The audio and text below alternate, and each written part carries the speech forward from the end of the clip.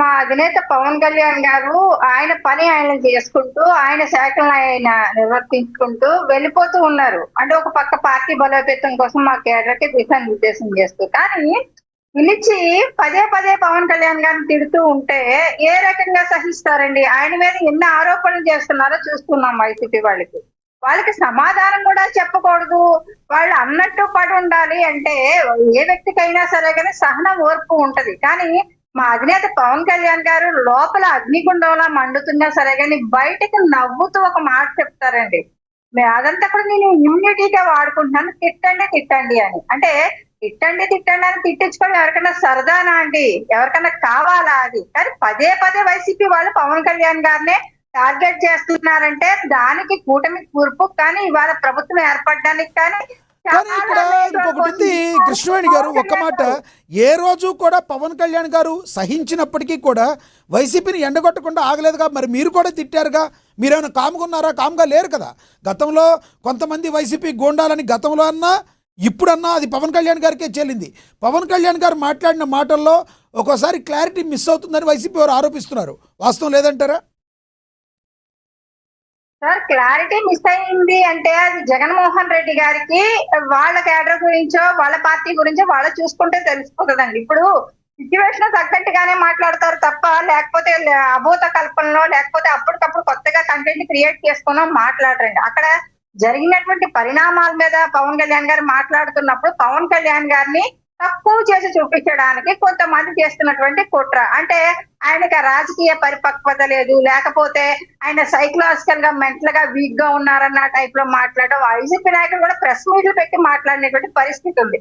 ఆ విషయంలో చూసుకుంటే మా అధినేత పవన్ కళ్యాణ్ గారు అంతా కూడా మెంటల్ గా అలాగే ప్రజల పట్ల కూడా ఒక నిబద్ధతతో పనిచేసేటువంటి నాయకుడు. ఆయన అంతా పర్ఫెక్ట్ గానే ఉన్నారు. కానీ మానసిక పరిస్థితి బాగుంది ఎవరికంటే సార్, 11 వచ్చినా సరే గానీ అసెంబ్లీలోకి అడుగు పెట్టకుండా బయట నానా గలాటా చేస్తున్నటువంటి వైసీపీ నాయకులు వాళ్ళ అధినేత మానసిక పరిస్థితి ఏ రకంగా ఉంది అన్నది కూడా ఒకసారి సమీక్షించుకోవాలి.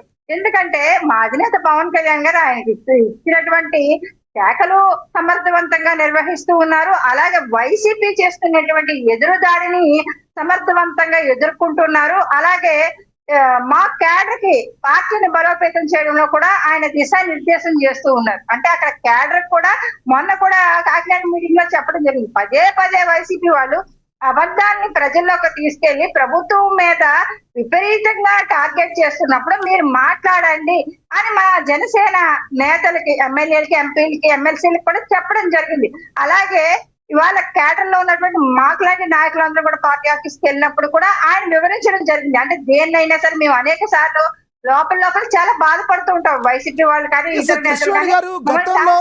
ఇప్పుడు ఒకటి నిన్న పవన్ కళ్యాణ్ గారు మాట్లాడిన దానిలో అంటే మీరు శృతి మించి తిట్టొద్దు కానీ తిట్టిన వాళ్ళకి తిట్టుతోనే సమాధానం చెప్పాలని పరోక్షంగా చెప్పారు అనుకోవాలా? ఎందుకంటే పంతం నానాజీ గారిని అలా తిట్టమని నేను అనను అంటూనే అదేవిధంగా మీరు మాట్లాడితే మేము కామ్గా ఉండాలా, తూకం వేసినట్టుగా తిట్టాలి అంటారు అని చెప్పడాన్ని ఎలా చూస్తారు? ఒక ఉప ముఖ్యమంత్రి ప్లేస్లో ఉండి తిట్టుకి తిట్టు సమాధానం అని మీరు భావిస్తున్నారు అనే వాళ్ళకి ఏం చెప్తారు మీరు?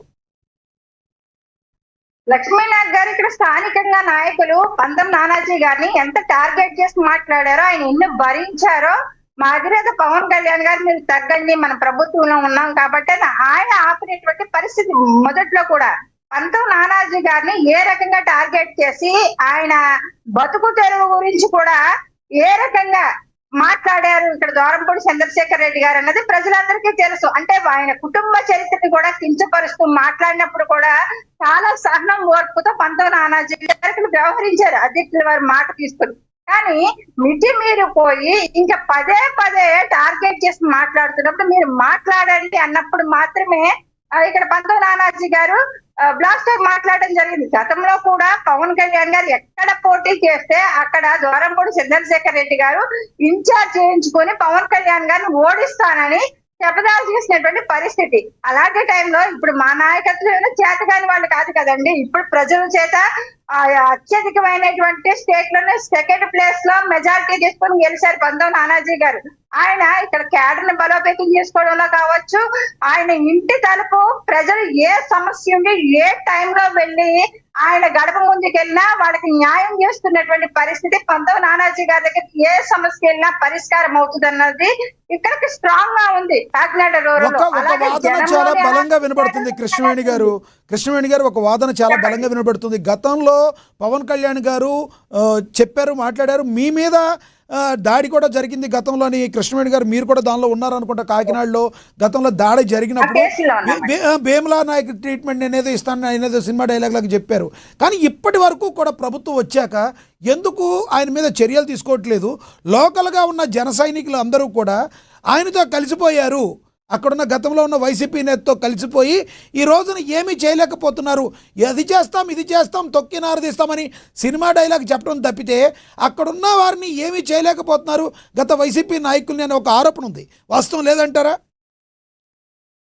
జన సైనికులు అనే వాళ్ళు ఎవరు కూడా అండి ఇక్కడ కాంగ్రెస్ నేతల్లో వైసీపీ నేతలతో కలిసిపోయారు, కుమ్మక్క అయిపోయారు అనే మాట మాత్రం అవాస్తవం. ఎందుకంటే వాళ్ళు ఎలా పోర్ట్రేట్ చేసుకున్నారు. కానీ జనసేన నాయకులు కావచ్చు, జన సైనికులు కావచ్చు, వీర మహిళలు కావచ్చు, వీళ్ళంతా కూడా మా జనసేన పార్టీలో ఉన్నటువంటి ఎమ్మెల్యే గారితోని ఇక్కడ ఉన్నటువంటి ఎంపీ గారితోనే ఉన్నారు తప్ప ఇది పవన్ కళ్యాణ్ గారు వచ్చినటువంటి కాకినాడ జిల్లా ఉదయశ్రీ ఎవరైతే ఉన్నారో తంగెళ్ళ ఉదయభాస్కర్ ఉన్నారో ఆయన మీద ఆరోపణలు వస్తున్నాయి, మీ ఎంపీ గారి మీద అనేక ఆరోపణలు వస్తున్నాయి.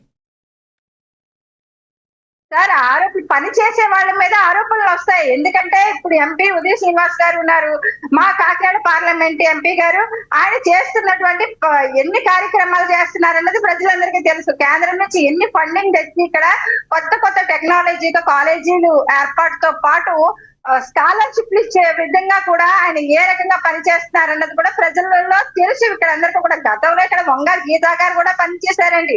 కానీ ఆ రోజు వైసీపీ నాయకులు ఎవరు కూడా మిగతా వాళ్ళ కానీ వాళ్ళని ప్రశ్నించలేదు. ఇవాళ పని చేస్తున్నటువంటి ఎంపీ గారిని ప్రశ్నిస్తారు, పని చేస్తున్నటువంటి ఉప ముఖ్యమంత్రి గారిని ప్రశ్నిస్తారు, పని చేస్తున్నటువంటి పంతం నానాజీ గారిని కూడా ప్రశ్నిస్తున్నటువంటి పరిస్థితి. పని చేయని వాళ్ళని ఎవరు ప్రశ్నించేస్తారు, వాళ్ళ మీద ప్రశ్నల వర్షం కురుస్తుంది అంటే కనుక. చివరిగా ఒకటి చెప్పండి కృష్ణవేణి గారు, కూటమి ప్రభుత్వం ఒకటి చెప్పండి చివరిగా, కూటమి ప్రభుత్వం అత్యద్భుతంగా పాలిస్తుందని మీరు భావిస్తున్నారా?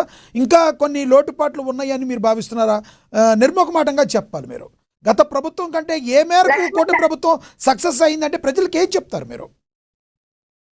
లక్ష్మీనాథ్ గారు ఒక విషయం చెప్తానండి. ఇక్కడ లాకప్ డెత్ విషయంలో ప్రజాస్వామ్యంలో వస్తున్నటువంటి ఈ సాయి కృష్ణ లాకప్ డెత్ అనేటువంటి విషయంలో ప్రభుత్వం సమాధానం చెప్పుకునే పరిస్థితుల్లో కానీ తలదించుకునేటువంటి, అంటే ఇందాక కృష్ణాంజనేయులు గారు ఆయన చెప్పడం జరిగింది. అంటే ఆయన చాలా వ్యాలిడ్ పాయింట్స్ చెప్పారు సార్. అంటే మనల్ని కొన్నిసార్లు విమర్శిస్తున్నారు విశ్లేషకులు, అంటే దాన్ని కూడా మనం మేము పాజిటివ్ గా తీసుకోవాల్సినటువంటి అవసరం ఉంది. ఎందుకంటే ఎవరికి కూడా రైట్ లేదు. లాకప్ డెత్ నిజంగా క్రిమినలే కావచ్చు, ఎంత పెద్ద నేరస్తుడైనా సరే కానీ దానికి చట్టాలు ఉన్నాయి, న్యాయస్థానాలు ఉన్నాయి, అవి శిక్షలు వేస్తాయి. అంతేగాని ఒక సీఏకి ఏం అధికారం ఉంది సార్ లాకప్ డెత్? ఈ మాటని మీ అధినేత బలంగా ఎందుకు చెప్పలేకపోతున్నారు? అన్ని సార్లు అన్నారు కానీ మీ నేత ఎందుకు ఆ సిఐ గారి మీద గట్టిగా చెప్పలేకపోతున్నారని కృష్ణాంజలి గారు ప్రశ్నిస్తున్నారు. కృష్ణాంజలి గారే కాదు, ఎవరైనా కూడా సామాన్య ప్రజలు కూడా అదే అడుగుతున్నారు. ఎందుకు మీ పవన్ కళ్యాణ్ గారు ఇలా ఉంది, నేర చేరుతుంది అని చెప్తున్నారు కానీ సిఐ చేసింది కూడా తప్పే అని చెప్పి గట్టిగా ఎందుకు చెప్పట్లేదు? కూటమి ప్రభుత్వానికి బ్యాట్ వస్తుందనా లేదంటే ఆల్రెడీ వచ్చిందనా?